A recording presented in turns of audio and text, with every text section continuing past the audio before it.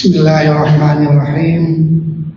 Assalamualaikum warahmatullahi wabarakatuh.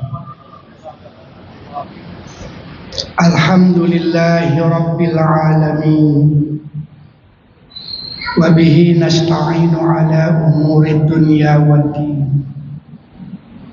Wassalatu wassalamu ala asyrafil anbiya'i wal mursalin Sayyidina Muhammadin wa ala alihi wa sahbihi ajma'in, amma ba'du. Bapak-bapak, ibu-ibu, seluruh jamaah Masjid Agung Al-Mujahidin Pamulang yang saya hormati, saya muliakan. Puji dan syukur senantiasa kita panjatkan kehadiran Allah Subhanahu wa Ta'ala yang telah melimpahkan nikmatnya kepada kita, terutama nikmat sehat walafiat lahir dan batin, nikmat iman wal Islam, sehingga kita dapat menunaikan kewajiban kita di bulan suci Ramadan ini. Terutama di siang hari kita sudah menyelesaikan ibadah puasa yang ke-23. Malam ini kita memasuki puasa yang ke-24. Mudah-mudahan seluruh rangkaian ibadah yang kita lakukan, baik yang sudah kita laksanakan maupun yang akan kita kerjakan nanti, khususnya di bulan Ramadan ini, senantiasa mendapatkan limpahan pahala, rahmat, barokah dan ampunan Allah Subhanahu wa Ta'ala. Amin ya rabbal alamin. Bapak-bapak, ibu-ibu, jamaah yang dirahmati Allah Subhanahu wa Ta'ala. Judul atau tema kultum kita malam ini ialah memperdayakan umat di bawah naungan Lazwaq. Salah satu kewajiban umat Islam, bahkan menjadi rukun umat Islam, menjadi rukun Islam adalah kewajiban menunaikan zakat. Menunaikan zakat itu merupakan rukun Islam yang keempat, dan itu tentunya wajib apabila ada umat Islam, orang beriman yang mengingkari kewajiban zakat itu, dia tergolong kepada manusia yang kufur, karena dia mengingkari kewajiban yang diturunkan Allah. Dalam Al-Quran, dalam kalimat yang bentuknya ma'rifah tunggal, itu ada 30 ayat yang berkaitan dengan perintah zakat. Kemudian kalimat zakat yang digandingkan dengan salat, seperti aqimus shalah wa atuz zakat, itu sebanyak 27 tempat di dalam Al-Quran. Kalimat zakat diulang-ulang oleh Allah di dalam Al-Quran. Ini menunjukkan betapa pentingnya kewajiban zakat itu yang harus dikeluarkan bagi orang-orang yang memang sudah cukup nisabnya, cukup haulnya, itu wajib dikeluarkan zakatnya. Ada yang 2,5% zakat mal, ada juga yang 5%, ada yang 10% yang wajib kita keluarkan zakatnya. Perintah Allah sudah jelas, aqimus shalah wa atuz zakat. Dirikan sholat dan tunaikan zakat. Dan itu banyak ayat. setidaknya 27 ayat yang bergandengan zakat dengan sholat. Kemudian di dalam ayat lain Allah perintahkan manusia yang beriman, khus min amwalihim sadaqatan tutahhirukum bi.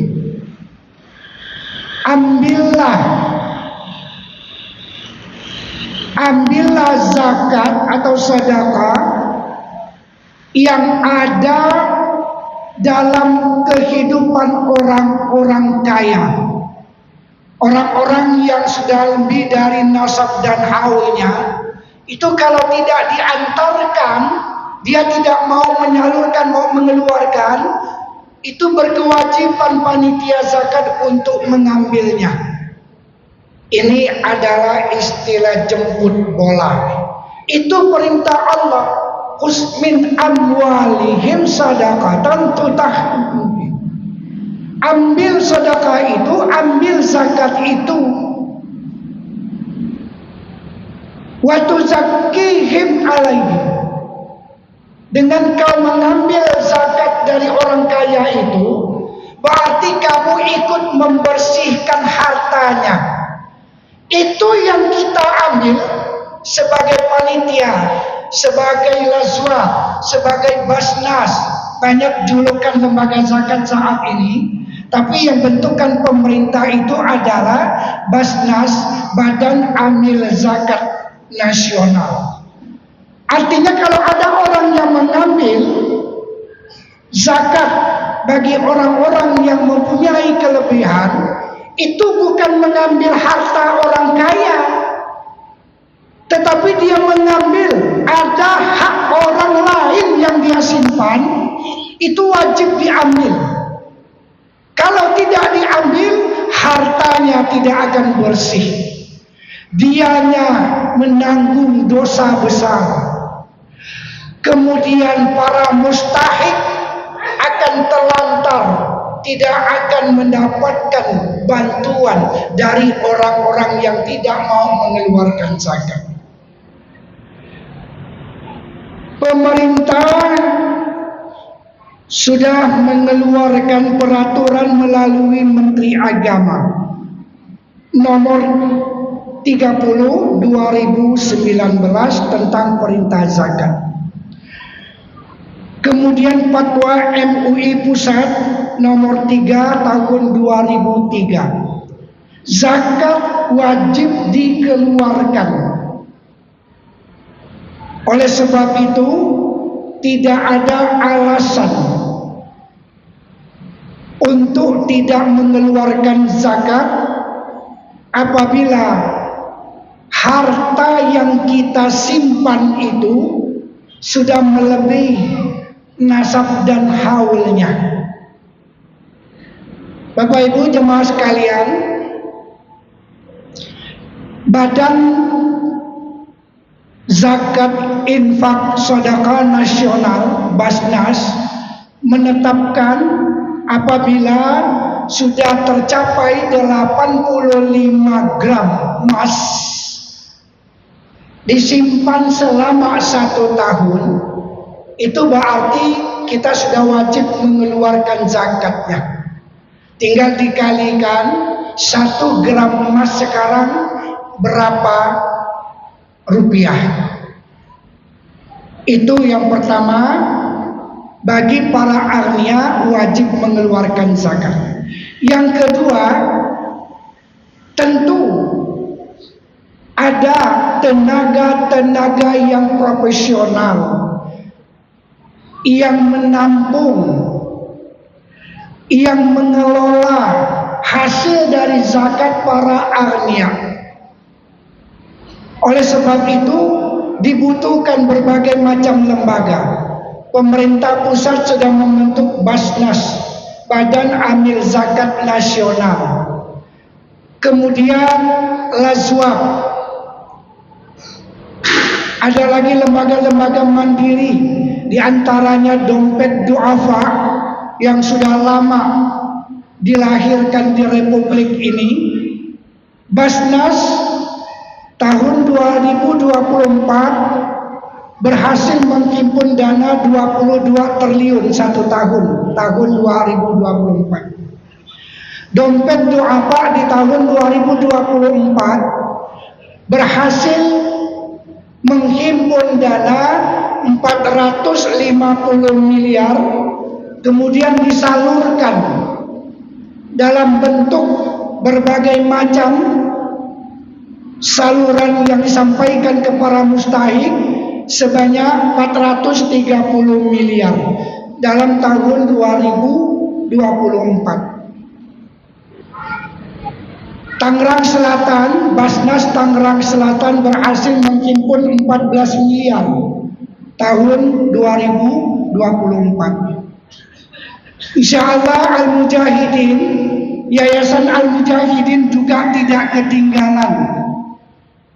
Sebab Yayasan Al-Mujahidin juga melahirkan Lazwab, lembaga zakat, infak, sedekah dan wakaf, namanya Lazwab.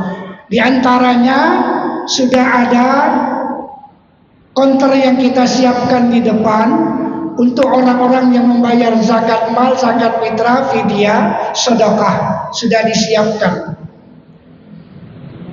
Terus yang ketiga, dibutuhkan tenaga-tenaga pengelola, manajemen yang baik, manajemen yang berkualitas, manajemen yang amanah. Ini kalau uangnya banyak sampai ratusan miliar, secara nasional sampai triliunan, bagaimana caranya supaya tidak disalahgunakan uang zakat umat? Sementara masih banyak saudara-saudara kita yang membutuhkan.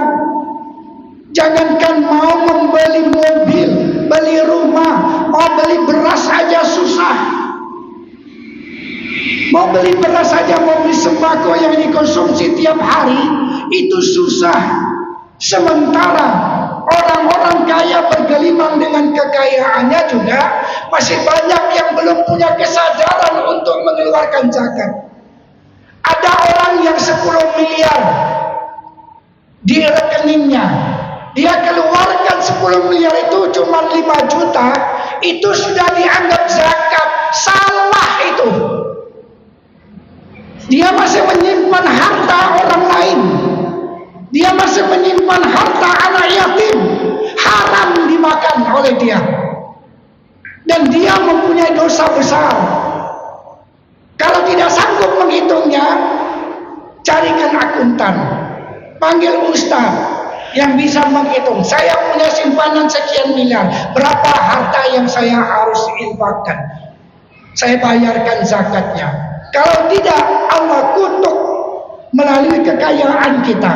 Orang yang mengumpulkan harta, allazi jama'a malan wa addada yahsabu anna malahu ahlada.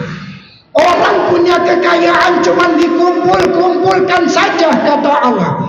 Lalu dia menghitung-hitung rugi untungnya untuk mengeluarkan zakat. Allazi jama'a malan wa addada yahsabu anna malahu ahlada kalla la yumbadanna fil khutama wa ma adraka mal khutama narun utama, neraka baginya. Oleh sebab itu, Bapak dan jemaah sekalian, mari kita tumbuhkan kesadaran. Andai kata umat Islam di Indonesia ini 90% saja mengeluarkan zakatnya dengan baik dan benar, itu mungkin 100 triliun terkumpul dalam 1 tahun. Insya Allah, saudara-saudara kita yang meratap, saudara-saudara kita yang penuh kekurangan, jangankan makanan, rumah-rumah yang nggak layak dipakai pun bisa dibangunkan. Modal-modal usaha bisa disalurkan. Kemudian setelah kita kasihkan modal, dengan uang itu bisa kita didik, adakan pelatihan-pelatihan. Ini modal untuk peternakan. Latih bagaimana cara beternak yang baik. Jangan kita kasihkan saja begitu, tidak dilatih. Ini perdagang, ini dagang. ini jual bakso, ini pangsit segala macam, dilatih bagaimana cara pemasarannya, dipantau, diawasi. Itu adalah lembaga yang sudah berkualitas untuk mengawasi supaya benar-benar pemberdayaan umat melalui laswab itu bisa dibuktikan, bisa disaksikan, dan bisa dirasakan oleh para du'afa wal masakin. Mudah-mudahan Allah melimpahkan rezeki kepada kita, rezeki yang banyak, dan kita salurkan ke jalan Allah Subhanahu wa taala. Saudara-saudara kita yang penuh dengan kekurangan, mudah-mudahan tahun ini dia menerima hasil zakat sebagai mustahil. Tahun depan, 2 tahun, 3 tahun yang akan datang, dia menjadi muzaki. Dia dapat 1 juta modal usaha. Tahun depan dia dapat 1 miliar. Dia yang mengeluarkan zakat. Insya Allah. Demikian, kurang lebih mohon maaf. Assalamualaikum warahmatullahi wabarakatuh.